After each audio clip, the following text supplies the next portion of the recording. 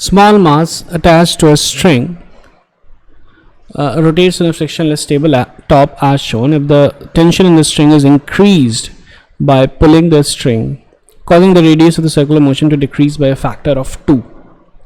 So we can see that the string is having tension. This is T.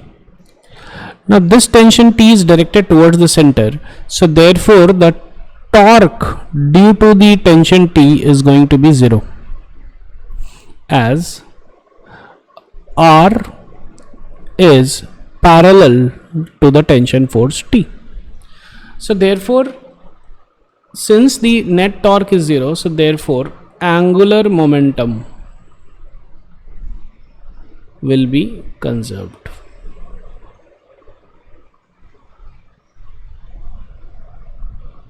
Okay, now since angular momentum will be conserved, so therefore initial angular momentum is equal to the final angular momentum.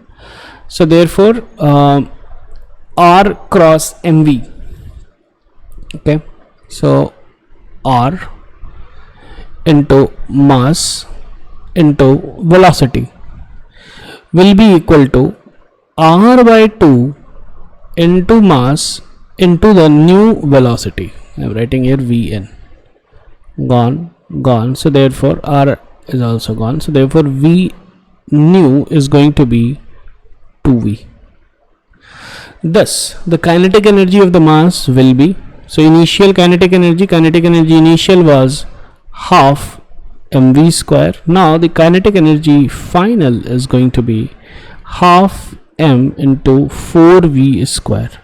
So this is 4 times the kinetic energy which was initial. So it increases by a factor of 2. C is the answer.